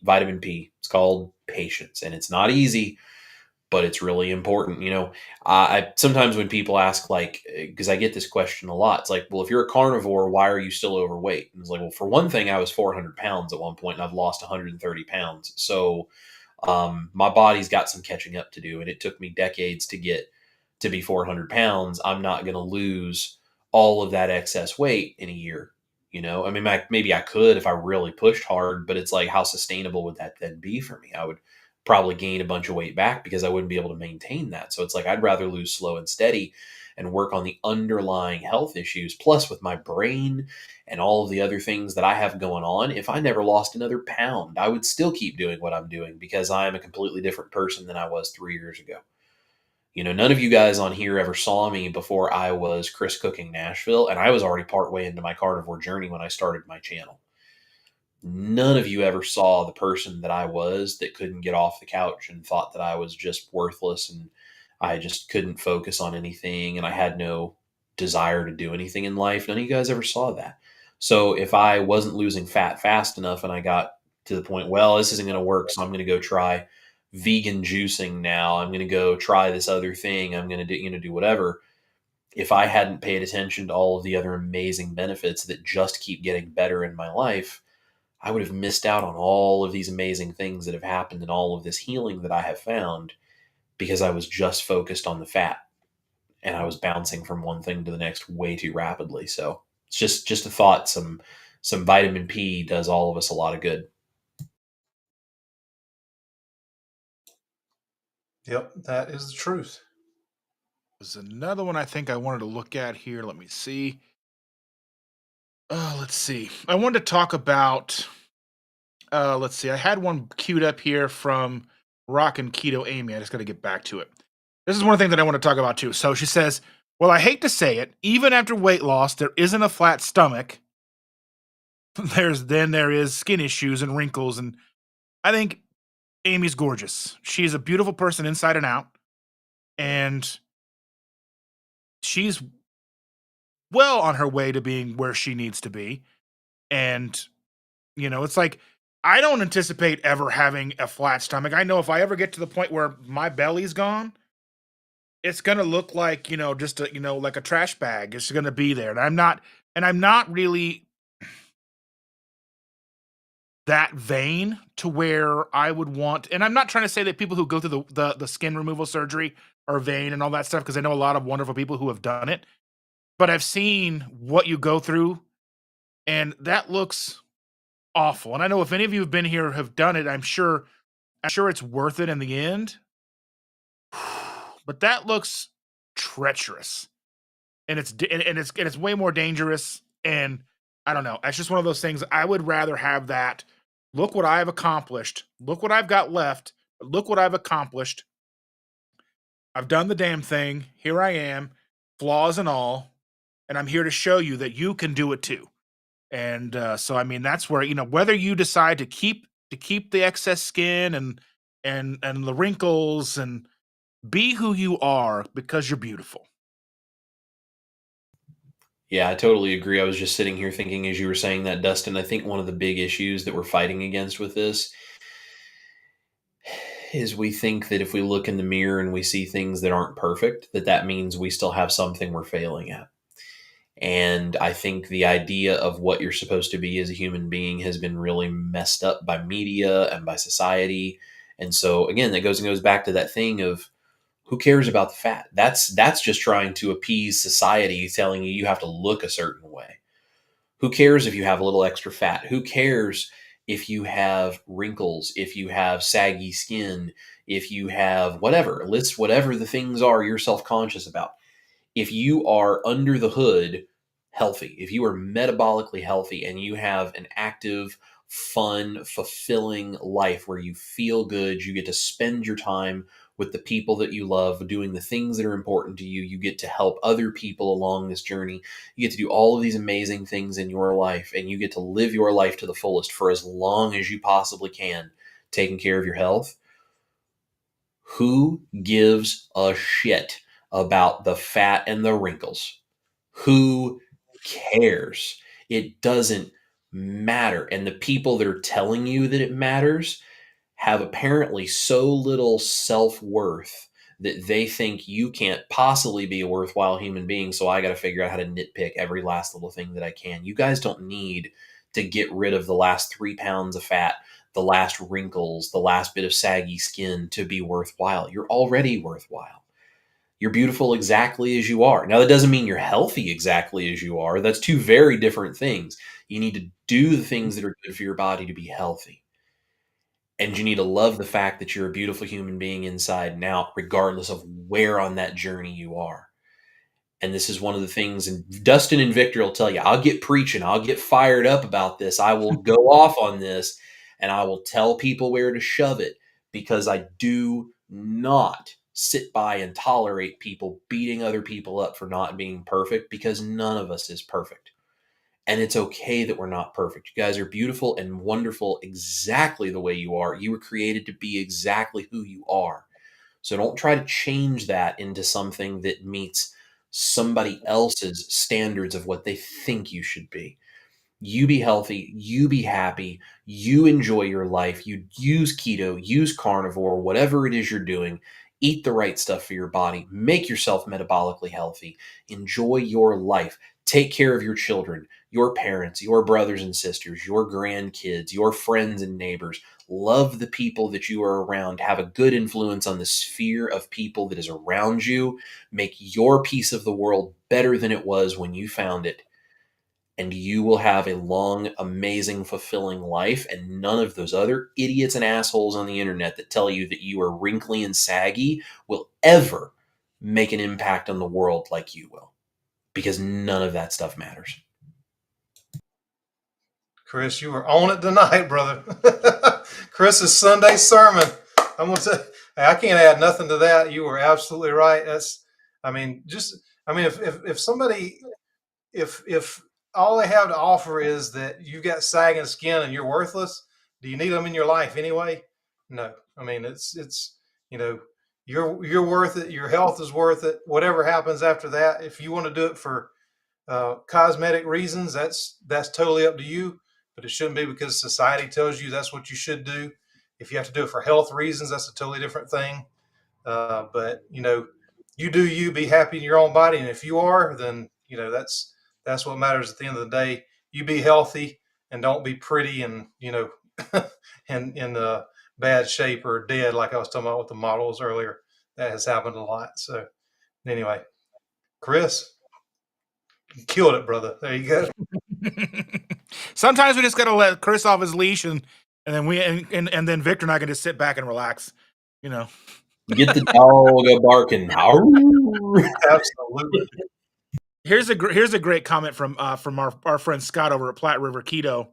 He says that 4 years ago I was so desperate. I'm glad that a friend was willing to be brave and tell me about the carnivore diet. It literally saved my life. I was 475 pounds. Wow. And Scott is here today talking about the amazing changes that the carnivore diet has made in his life. And do you think Scott cares if he has a few wrinkles or some extra skin somewhere? He gets in my lives on Sunday mornings and talks about, he's like, he listens for a while, chats, and he's like, well, I'm going to go ruck with the dogs. He goes and he does it, and then he comes back and hangs out with us. He listens while he's doing it. And I mean, I can't ask for better than that. I mean, that's something like that. That's one of the things that blows me away about this community is the fact that, people come in and they share their lives and they listen and they're intent and, they're willing to share their stories, because our stories, while inspirational, they're embarrassing. Mm-hmm. We've got a very embarrassing aspects of our journeys, like, I mean, and I've talked about a lot of my embarrassing stories, things that I've had to put up with. And, a lot of people aren't brave enough to talk about those things. They aren't brave enough to talk about carnivore with a good friend. I mean, you can't be mean and nasty about it. It won't work. But luckily, Scott seemed to have a person that was truly, there for them and the true good friend and helped them and showed them, a path to something better. And Scott was smart enough to go down that path. Absolutely. I think one of the keys of this comment right here, too, is I'm so glad that a friend, not a bully, not an idiot on the internet who thinks I'm fat, not someone who's like, look how carnivore I am and you're not doing it right and let me beat you up for not being meat, salt, water. None of that crap. That is not what changed Scott's life. What changed Scott's life was a friend that was willing to tell me about what they were doing because they cared. That's how you change people's lives. 100%. And let's see. Diane with some love for us three. She says, I must say you three fellows are a godsend. Thank you for educating us and working hard at giving us healthy recipes to keep us on track. Judgment will always be part of society. Let's love, not hate. 100%.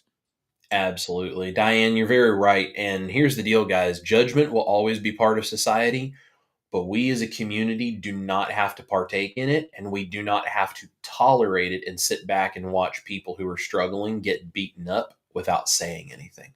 And that's the difference. We as a community, politely and professionally and with care, can tell people who are being judgmental to shut up and we can tell the people they were judging and beating up, you know what? You're not alone. And you don't deserve to be treated that way. You can come hang out at Keto Crusade, and you can come hang out at Dustin with Keto Simple and Victor with Southern Keto, and go get some recipes at Chris Cook in Nashville. And you can find a really large community of people who love you exactly as you are and just want to help you get better. Yeah, Diane, thank you so much for your comment, and so glad we can help you. And Sean, Mr. SD Bradley says everyone's running a different race. We're all starting from a different place. Just because someone is still quote unquote fat doesn't mean you're doing anything wrong. Because even if you're doing everything 100% right, it's gonna take time. And none of us do it 100% right. Not a single one of us. Because if we were doing it right, I mean, I don't know. Yeah. Thank you for that, Sean. Sean's a good friend of all of our channels. Mm-hmm. And let's see. Dahlia says, we are all just humans. If I slip, I just dust myself off, get back on track. No biggie, no issue for me. I just try and focus and move along.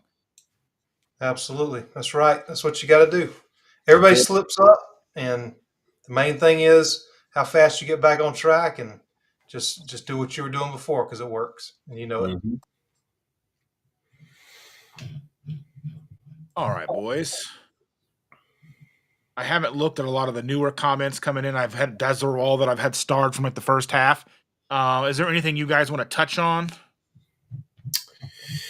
I saw a comment that had popped up. Someone was new from the YouTube algorithm, and they were asking about our various diets, like if we were keto, if we were carnivore, whatever. And if there's new people in the chat, they might find that a little bit interesting, just to kind of know the little brief 3-sentence version of what each of our stories is, maybe, and kind of what we're sort of doing. So if you guys are new to the chat, I'm Chris Cooking Nashville, and I've lost 130 pounds eating a loose carnivore diet, all animal-based type stuff. And I started keto, but ended up finding that I had a brain awakening from being carnivore, and there's a lot of amazing things that have happened for me. And so I started a YouTube channel to try to help other people do so. So it's lots of meat, lots of eggs, maybe a little bit of dairy, and occasionally fancy recipes. And every now and then I lean a little more keto and have a few of those kinds of things, maybe for one meal. And then I go right back to doing my carnivore thing. Yep, and I'm Victor with Southern Keto, and I started out kind of wanting to take standard American diet foods and Southern recipes and make them healthier so that I could still enjoy them myself. I've lost somewhere between 75 and 85 pounds. I started to fix my blood pressure because if I didn't, I was going to die at a real early age, and I ended up losing weight as a result of that also. My background before I got messed up that was in holistic health, personal training, and nutrition. And then I got away from all that, got really messed up, and now I'm back to doing that again. So really, I think kind of my place in this is helping people transition away from standard American diet to healthier versions of it.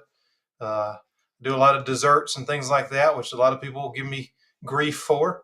But if you got a choice between eating a healthy keto dessert or a standard American sugar-filled dessert, I take the keto every time, and I think it really helps people transition even away from desserts. If you don't want to do desserts, I still do desserts all the time. I think it's a great thing.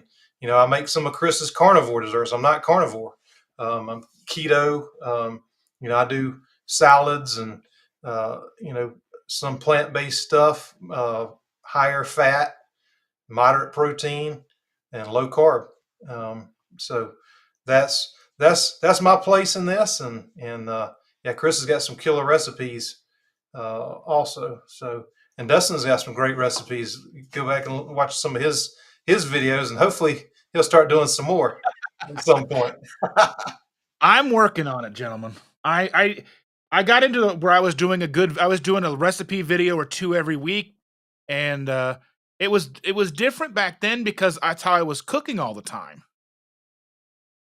So when my cooking shifted and my cooking changed, then making recipes became a little more difficult. And I was cooking things that I wasn't going to eat right away. But basically, to get to my history, Dustin, Keto Simple, I started in 2016. Uh, High level here, I was over 420 pounds. Um, I didn't realize how heavy I was. I hadn't been on the scale in a long time. Went in to have some hernia surgery, and I was working on getting the hernia surgery and working on getting a CPAP for my sleep apnea, which was very severe. And stepped on the scale, realized I was over 420 pounds. The wife and I decided we're going to go low carb. Didn't have any idea what that meant. So, I mean, that was a learning experience for us trying to decide and figure out and navigate what low carb was. Didn't have any idea what keto was at the time. So we found that, transitioned to keto that same year. I didn't start this channel until I think the first video came out in 2020, the early 2020. A friend of mine edited it for me, actually put the channel together for me because I had no idea what it was all about. And started actually making this channel myself in 2021, January 1st, and I've been doing it ever since. So I've lost at my lowest, I was over 150 pounds. I got down to 273 pounds from over 420. I would consider myself more not to upset Victor, but ketovore. I mean, I'm more carnivore. But I do eat keto stuff, and I do eat some desserts from time to time, and I like my triple B and E. I feel that gets me through a lot of the food noise because I'm a recovering food addict, a lot of severe food addiction. So that's a lot of what goes on with me, and yeah, I like to make videos where I'm trying to be informative for things that I think people need to know. Hopefully, you guys agree. So yeah, and I will get back to doing recipes. I just have to get there. But I have like 92 recipes, and they're all on a playlist on my YouTube page. Yeah, and they're good. Dustin's a baller, and he just acts like he's not. I can barely dribble.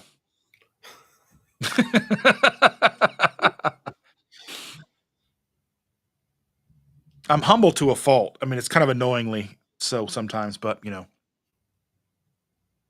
But I just wanted to also talk about if you know what lowcarbevents.com is, we are doing a meetup. I am doing a meetup with some other people. These two gentlemen are invited, but won't necessarily be in attendance. We are doing a meetup in Amo, Indiana, Central Indiana, on May 24th.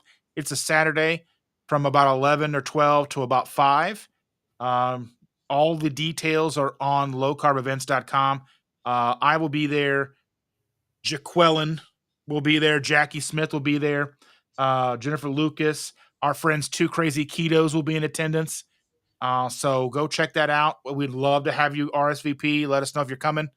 Um, Truly love to have all of you come and hang out. It's drive from as far as you want, but I understand that that's a difficult task to do. But yeah, that's kind of me in a nutshell.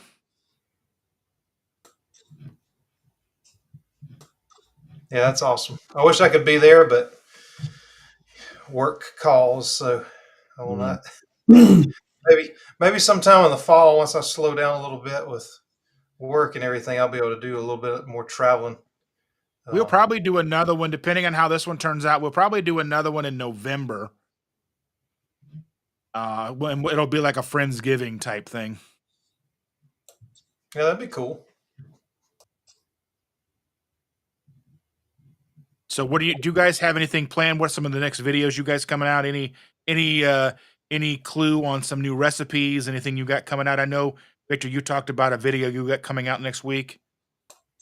Yeah, I've got the I got the natural Ozempic. So yeah, one of my I studied herbalism for a long time, Chinese medicine, Ayurveda, and herbs. The Appalachian Mountains down here where I live is second in the world to China in medicinal herbs. So I was able to study under a lady here that has she actually puts on a lot of events down here or classes, workshops. Patricia Curacy Howell, and she'll take us out in the woods and show us how to farm, identify plants and all that, and teaches. So I got to study under her years ago, and so herbalism is really. I mean, I love the medicine of plants and how they can help your body's systems work more efficiently. Um, and it all starts with diet, but these are just things you can add on top to kind of help your organs and things like that. So anyway, this is a GLP-1 natural Ozempic thing, and then I've also got next week. I had an old meatloaf recipe, and I've redone that, and also probably put out a video I've tried and tried because so many people asked for it. I tried multiple times to do a chaffle with no egg and no cheese. So what you would call that, I don't know. But anyway, I'm done with that experiment, and I'll probably put that out just as a funny. I mean, it's absolutely horrible, but I'll probably end up putting that out just for comedic effect, if nothing else. So anyway, that's what I got going on right now, and I'm working on. I've got a project that I've been working on for a long time. It's in the testing phases now, and so hopefully you'll be hearing about that in the coming month. But got some good stuff going on. You said no egg and no cheese? Yes. That sounds So delicious. it'd be a full, uh, no cheese, no, yeah. So anyway, it's pretty funny. I thought I had it down. I had the taste down. Yeah, you'll just have to see the results. It's it's bad. I love it. I love it. Chris? But I'm done with that experiment. I'm telling you, Chris could probably do it. He could probably come up with something like that. I can't. You didn't add enough pickle juice or something. I don't know. That's right. That's right. Maybe we'll have to play around with that and see if Victor and I are working together if we can't do something crazy in the kitchen. But that sounds really cool. I'm looking forward to seeing that. So yeah, for me on Saturday, so 6 days away, we will be unveiling the 90-second carnivore bread. And it's really good, y'all. It's really, really good. I have made it several different times for things. I'm really looking forward to sharing it. And then the following Saturday, we'll be doing actually something really special with that carnivore bread. I'm not going to say anything more than that right now, but it's been a request for a long time. So we're going to be doing something special the next Saturday. So that's going to be the next couple of weeks of those big recipes. Yeah, I mean, there's maybe some other video stuff coming out. I'm working on recipes all the time. I'm in the midst of writing a cookbook right now, so that's going on. Also, Dustin, I shared this. I don't know if you can pop it up on the screen as a little media share thing that I did, but I am part of the favorite chef competition with Carla Hall. So if you guys wouldn't mind, it is free to vote. All you have to do is go over to the favorite chef competition. You can literally Google like favorite chef, or if you go to any of my latest videos that I've put up, I have the link where you can go vote. It just has you log into a Facebook account to prove you're a human being, so you're not scamming the system and voting for someone 5 million times or something. But if you guys would go vote, I would really appreciate this. So the winner of this, there's a monetary prize I don't really care too much about. It would be nice, but just invest it right back into the channel. But more importantly, if you win this, if we could win this, you end up getting a chance to cook with Carla Hall, and you get a feature in Taste of Home magazine as the winner of the favorite chef competition. Can you guys imagine how crazy it would be to see a proper human diet chef win a mainstream media cooking competition based on social media? Like, you want to talk about a way to show the world that we are not just a small niche group of people that are crazy. This is a chance for us to go do that, to get the word out about a proper human diet. So if you guys don't mind, set a reminder in your phones. You can vote once every 24 hours for free.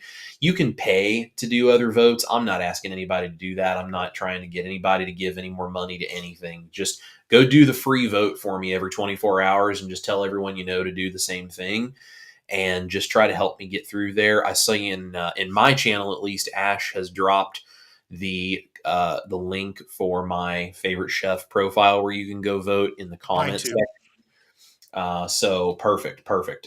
So that is there for you guys. But like I said, any of my latest videos over the last couple of weeks, live streams, any of that, you can find that link. Or if you can't find it, just send me a message and I'll send it to you. But I just appreciate everybody voting. It's going to make a huge difference to have all of your support, but we're just trying to, get the word out about a proper human diet, and that you can do amazing things in the kitchen while using ingredients that are healthy for you. And like I said, you want to talk about a way to drop into mainstream media. How cool would it be to see proper human diet chef with Food Network level chefs? Like, that would just be a really cool thing, not even for me, just for the proper human diet community as a whole, getting the word out there of, like, guess what? This is a growing thing and it's not going away because it's working, it's saving people, and it's helping. So I would appreciate the votes very much. But yeah, so the 90-second carnivore bread and that favorite chef competition are the two ones to hopefully get you guys excited about. Yeah, and I'll put the link to that in the private Facebook group too. And I meant to mention that if y'all are not in my private Facebook group in any of my videos, I've got a link to it down there. But I'll put the link for Chris's competition in there later on. And if you go in and vote, then they'll send you a reminder, so you can go in and vote every day.